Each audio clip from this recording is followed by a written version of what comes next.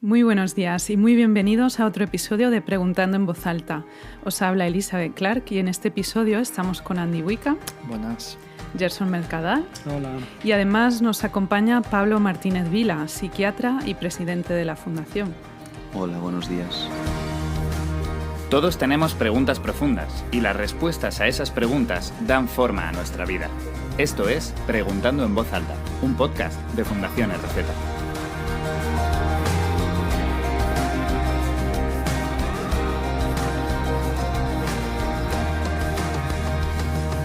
Pues estamos continuando la conversación en torno a tu último libro, Pablo, que está coescrito con Andrew Sims, Loco o Dios, que busca responder a los que retratan a Jesús como un hombre mentalmente trastornado. Y en el episodio anterior hemos podido hablar un poco sobre la primera cuestión del trilema de C.S. Lewis. Hemos incidido en la salud mental de Jesús, pero no queremos dejar ahí la conversación, así que vamos a hablar un poco más sobre la segunda cuestión que toca el carácter de Jesús. Si Jesús no fue un trastornado mental, Pablo, ¿qué nos puedes decir sobre su estabilidad mental, empezando por su carácter? Sí, de hecho, en el anterior programa nos centramos sobre todo en los aspectos negativos porque teníamos que descartar patología. Hoy vamos a hacer exactamente el viaje inverso.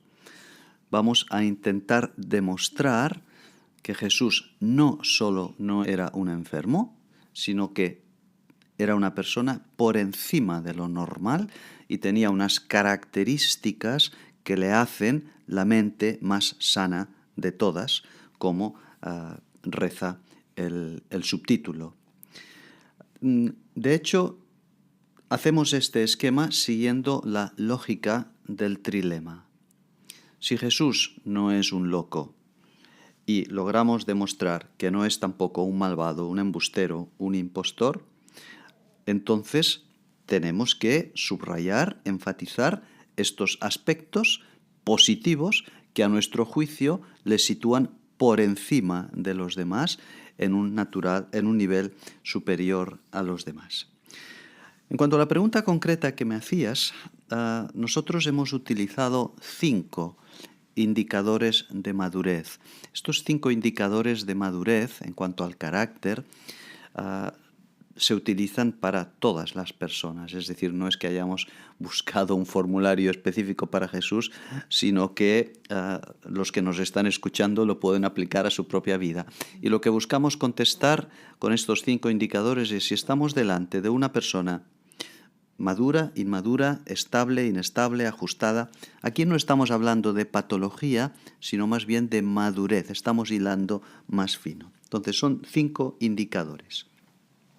El primero, el autoconcepto, el concepto que uno tiene de sí mismo. Ahí la patología sería un ego inflado, En segundo lugar, el autocontrol, autoconcepto, autocontrol. Ahí la patología sería la impulsividad, el trastorno explosivo. En tercer lugar, la capacidad de autodarse, el dar y darse, dar de sí mismo, lo contrario del egoísmo. En cuarto lugar, un claro sentido de responsabilidad, es decir, no hay falta de compromiso, no es una persona que hoy te dice una cosa y mañana te dice otra. Y en quinto y último lugar, el quinto indicador de madurez sería una buena tolerancia a la frustración, es decir, la capacidad para afrontar contrariedades, adversidades, situaciones difíciles. En el caso de Jesús, correlacionamos ahora con cada uno de estos rasgos, vemos estas 5 características manifestadas en un grado extraordinario. Muy, muy brevemente. Las 2 primeras, un autoconcepto y un autocontrol. Interesante que la única vez que el Señor Jesús se refirió a sí mismo como modelo para que sus discípulos aprendieran de él, la única vez, dijo: aprended de mí, que soy manso y humilde. Es decir, el autoconcepto y el autocontrol. La identidad básica de Jesús. Y esto es fundamental porque constituye la espina dorsal de la personalidad de una persona, de alguien. La manera como yo me veo a mí mismo va a determinar cómo me relaciono con los demás y cómo trato a los demás. Es por esto que es tan importante cuando Jesús dice: aprended de mí, que soy manso y humilde. En cuanto al tercer aspecto, todos sabemos que el Señor Jesús fue el campeón del amor, hasta tal punto que al cristianismo se le ha llegado a conocer con una sola palabra: la religión del amor. Si alguien amó y amó hasta el fin, fue precisamente el Señor Jesús. Después lo veremos, capaz de establecer unas relaciones con las personas de una lealtad inquebrantable. Humildad, mansedumbre, amor, que es entrega, responsabilidad, el sentido de responsabilidad. Se dice de Jesús que afirmó su rostro como el pedernal. Es decir, esto significa que no le importó los obstáculos para cumplir con el propósito que él creía que tenía en esta vida. Y por último, la buena tolerancia a la frustración, la paciencia, esta grandeza de ánimo, lo que hoy en día se llama resiliencia, que el Señor Jesús lo demostró de una forma extraordinaria en los últimos días de su vida, cuando tuvo que afrontar la tortura y una muerte totalmente atroz. Esto es muy interesante, Pablo. Con lo que nos cuentas ahora vemos que efectivamente el carácter de Jesús fue más que impecable. Como decías en el anterior episodio, fue extraordinario. Dicho esto, en el libro habláis de que para estudiar el carácter de una persona no solo hay que hacerlo de manera individual, sino que también es importante ver si la vida de esta persona muestra consecuencia, muestra coherencia. ¿Puedes contarnos qué encontrasteis analizando los hechos y el discurso de Jesucristo? Me gustaría empezar con una cita de Abraham Lincoln que dice: puedes engañar a muchas personas por un poco de tiempo. Puedes engañar a unas pocas personas por poco tiempo, pero nadie puede engañar a muchas personas todo el tiempo. Es decir, viviendo con una persona acabas conociéndola. Y esto es exactamente la razón por la que introducimos todo un capítulo dedicado a la coherencia de la vida y las obras de Jesús. Una mente sana tiene que demostrarse con una vida consistente, coherente. El equilibrio psicológico y la bondad moral también necesitan ser demostradas con la conducta, con el comportamiento y con una trayectoria de vida. El carácter, la forma de ser de la persona, debe venir confirmada por su hacer, por sus hechos. Si los hechos desmienten a las palabras, si no hay esta coherencia entre ambas, estamos realmente ante una situación de hipocresía, de dicotomía, de incoherencia. Que, por cierto, esto es muy propio de la enfermedad mental y es propio de una persona moralmente incoherente, valga la palabra. No estamos hablando de políticos, ¿verdad? En la actualidad, ¿no? No estamos hablando de políticos. De que prometen una cosa y luego hacen la contraria. No hablamos de eso, no se parece, ¿no? Cualquier parecido con la realidad. Mera coincidencia. En cuanto a tu parte concreta de la pregunta, la subpregunta que me hacías de qué hemos encontrado nosotros en el análisis de Jesús, yo lo resumiría con las siguientes palabras. Hemos encontrado a un hombre con un mensaje profundo y coherente, es decir, el maestro admirado, dice que las multitudes se admiraban de él. Hemos encontrado a un hombre con una profunda empatía y compasión, esto lo anticipábamos el último día, hacia los enfermos, hacia los pobres, el sanador de la persona entera. Voy a repetirlo, el maestro admirado, el sanador de la persona entera. Y, en tercer lugar, hemos descubierto un hombre con una sensibilidad social, con un corazón hacia los oprimidos y los marginados, que llegó a incomodar y a despertar la hostilidad del establishment religioso. Todos recordamos aquella acusación famosa de que tú comes con prostitutas, con pecadores, por tanto no eres una persona de nuestro agrado. Concluimos diciendo que si el carácter de Jesús le hacía atractivo, sus palabras y sus hechos le hacen único. No encontramos en él ninguna discrepancia entre el ser y el hacer o el vivir. Pablo, si me permites hacer una intervención algo metódica, pero sí me gustaría volver a ese trilema. Ya vimos en el primer episodio que la primera posibilidad no era una opción. Jesús no estaba loco.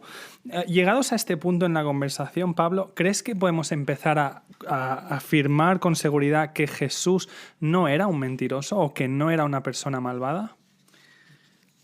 Creo que esta pregunta, a la luz de los evangelios, se responde con relativa facilidad simplemente viendo la manera cómo se aproximaban a él sus enemigos.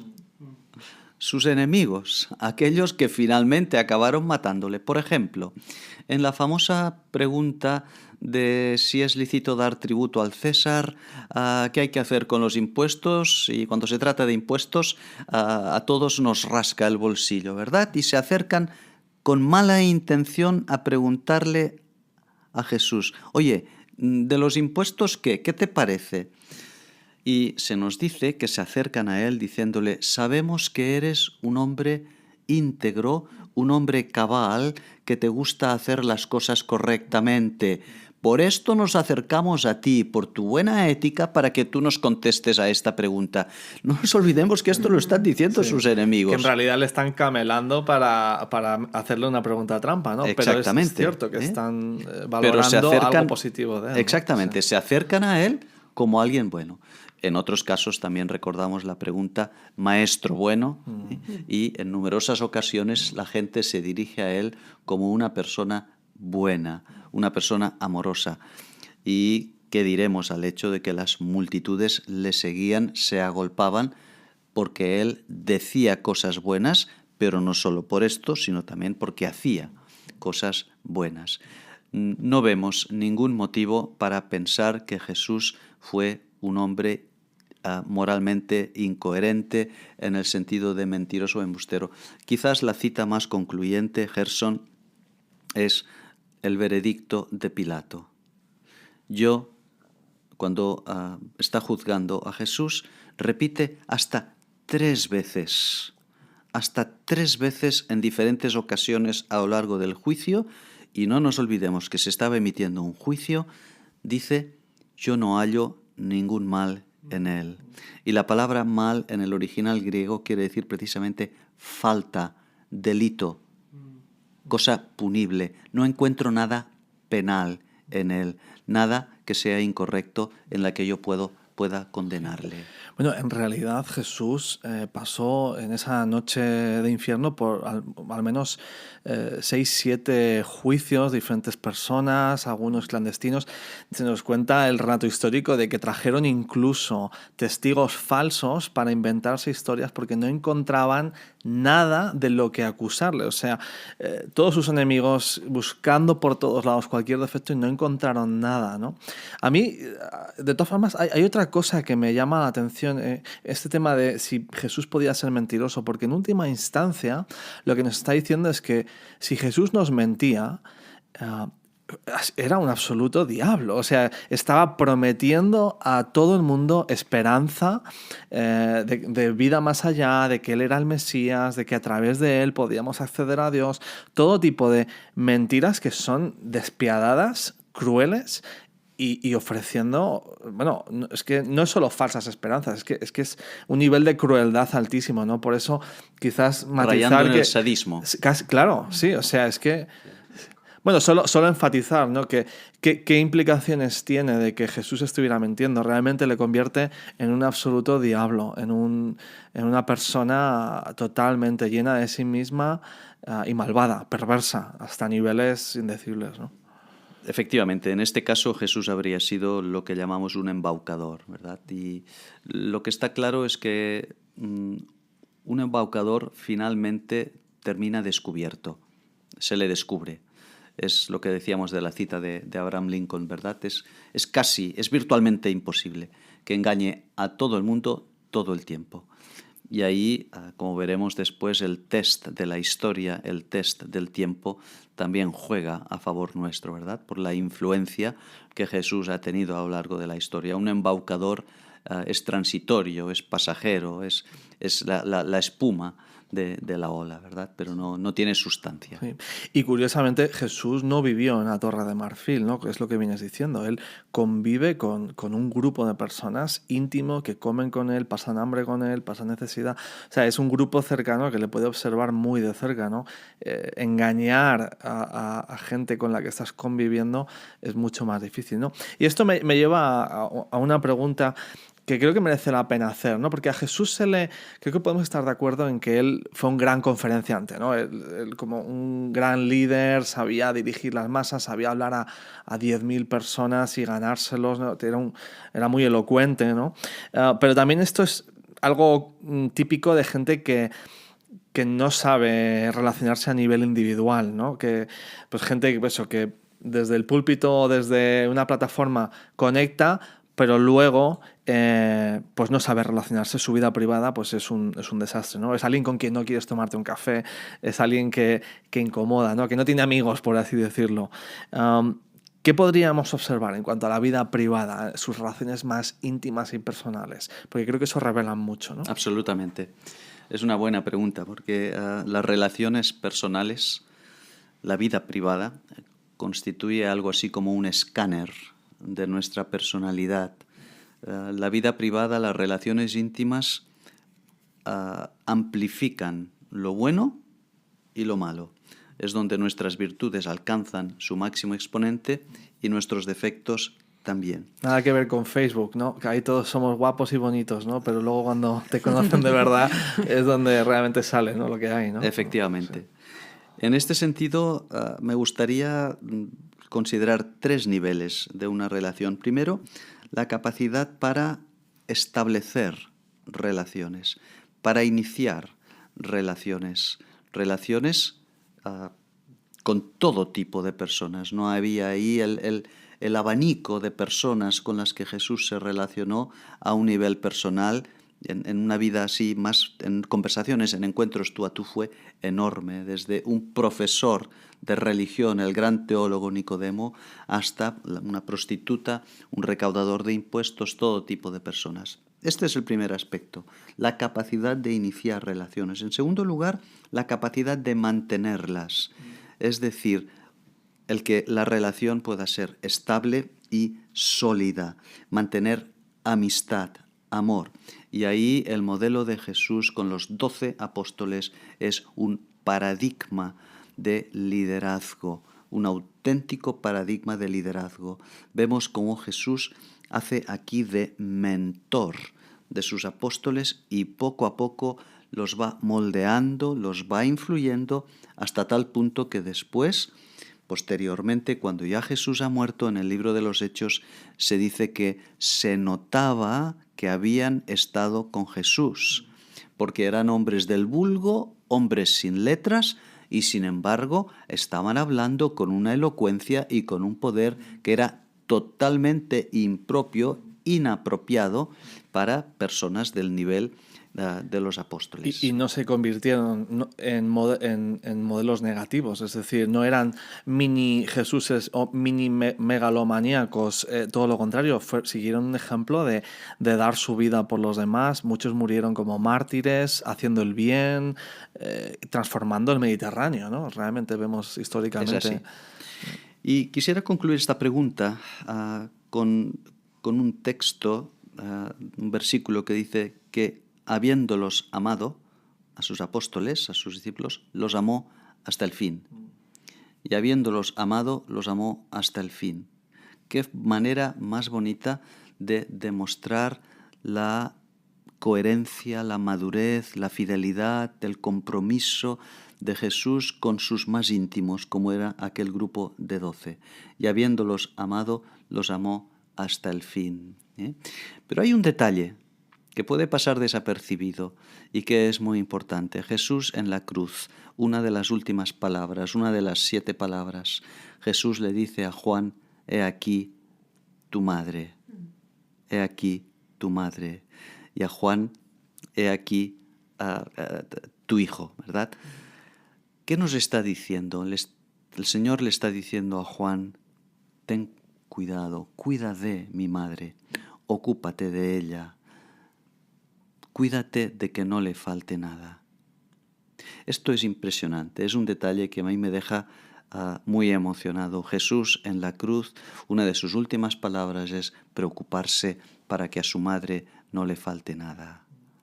Esto únicamente lo encontramos en una persona sensible, lo encontramos en una persona buena y desde luego aleja por completo la sombra de la maldad. Algunas personas han comentado la relación que tenía Jesús con su familia, ¿no? Porque no es del todo positiva en algunas ocasiones, ¿no? Que dicen que le daban por loco o estaba ido de sí. ¿Serían ellos quizás las personas más cercanas a Jesús y que mejor le entendían?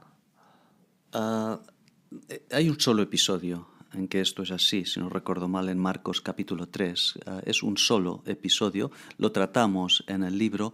Hay que entender este episodio. Allí hacemos un análisis del contexto y un análisis psicológico. Jesús está viviendo un momento de inmensa, extraordinaria demanda.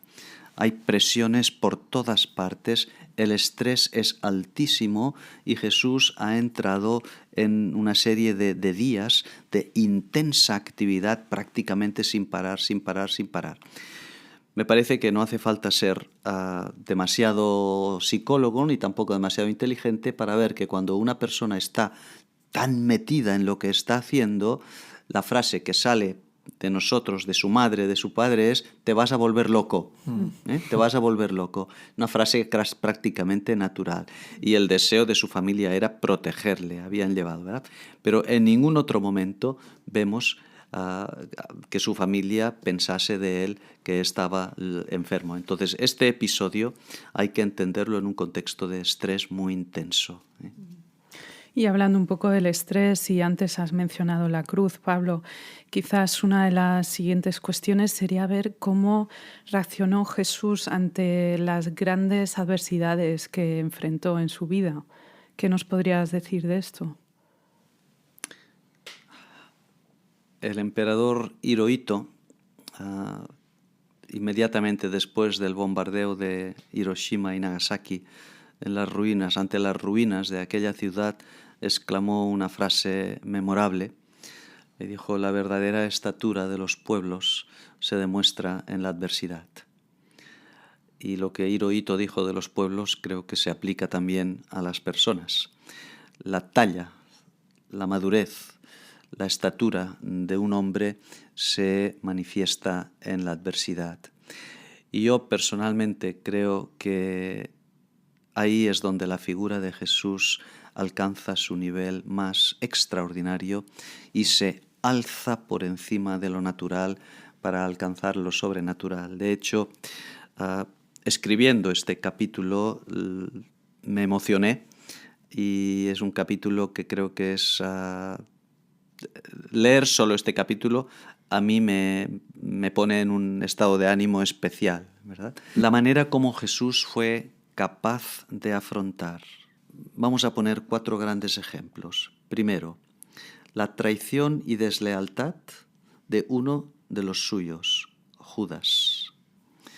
La negación y el abandono de todos los apóstoles, porque no solo fue Pedro negándole, Fue también los 3 que se quedaron dormidos en Getsemaní, fueron los que miraron desde lejos en la cruz el abandono de los suyos, la agonía de unos juicios que, como tú decías antes, Andy, fueron unas parodias de juicio, unos juicios injustos, la tortura, Jesús fue intensamente torturado, y finalmente la muerte más atroz que existía, la muerte en una cruz.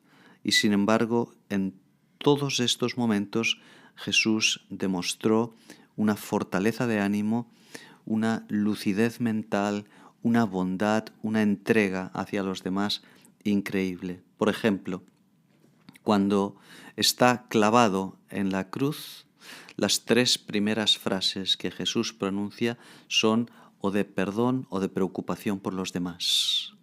Creo que no hay ningún ser humano que en unos momentos de tanta injusticia y de tanta ignominia pueda ser capaz de reaccionar de esta manera.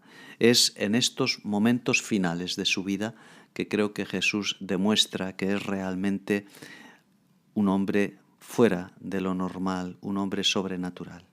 Pues lamentablemente tenemos que ir cerrando y vamos a tener que dejar la tercera parte del trilema para otro episodio en el que podremos ahondar más en lo que dijo Jesús sobre sí mismo. Pero quizás podemos concluir con unas reflexiones sobre la fiabilidad de Jesús en base a todo lo que hemos visto.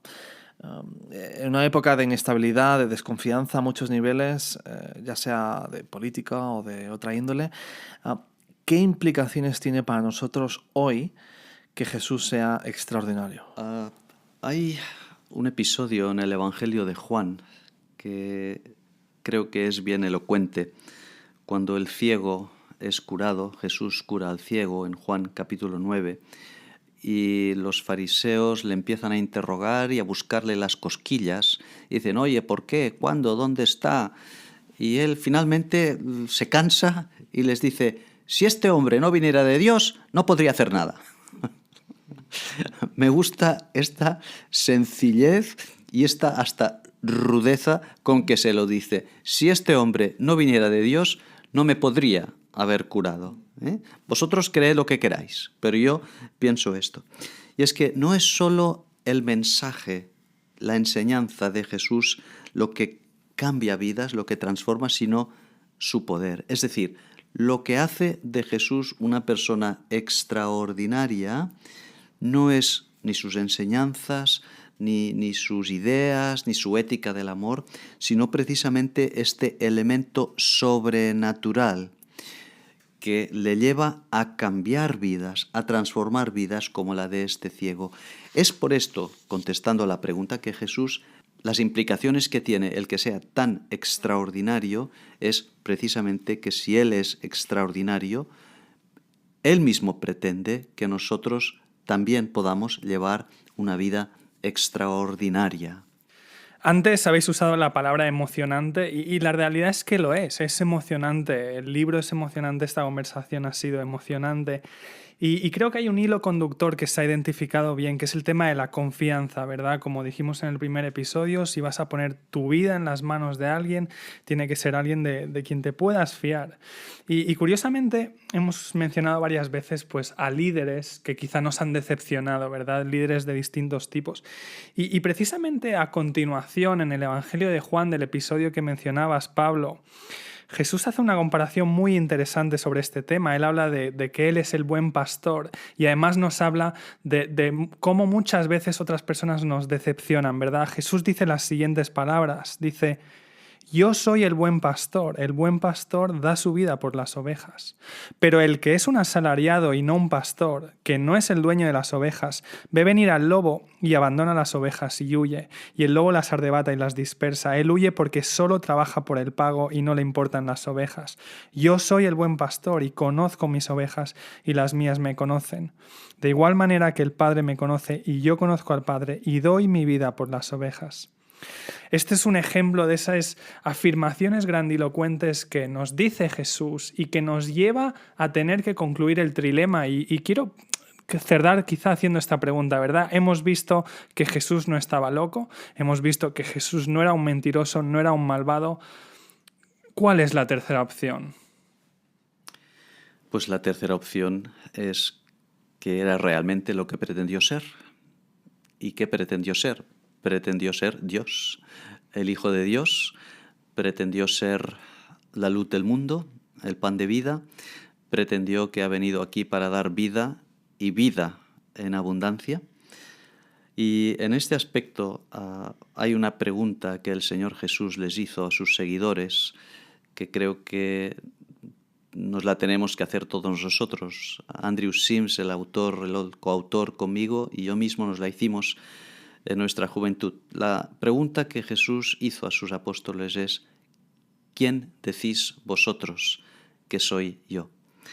Esta pregunta creo que nos lleva de lleno a la conclusión del libro. ¿Quién dices tú que es Cristo? Pero la respuesta no es un asunto solo de opinar, sino de seguir. Como decíamos, creo que en el primer programa, no se trata de tener una opinión, sino de tener un compromiso.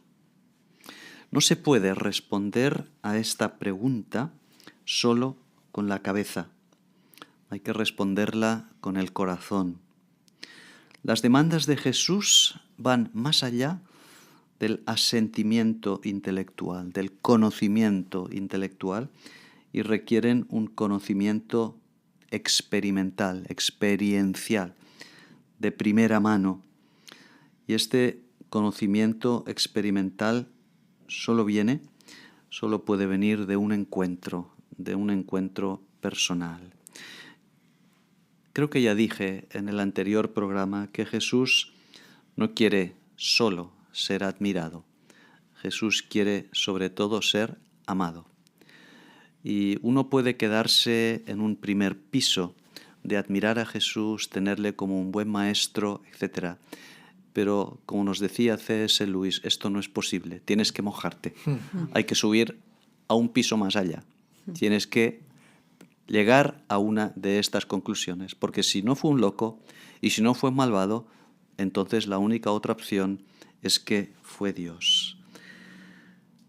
Nosotros, como psiquiatras, la conclusión que sacamos al final del libro fue que Jesús no solamente no era un loco, sino que fue el hombre más brillante de todos, mental, moralmente, y que Él ha venido para darnos vida y vida en abundancia. Es una vida rica aquí y es una vida de esperanza de cara al futuro. Y esta experiencia de encontrarse con este Cristo es lo que ha transformado la vida de millones de personas y lo que nos transformó a nosotros en su día, en nuestra juventud, y ha moldeado toda nuestra experiencia profesional como psiquiatras.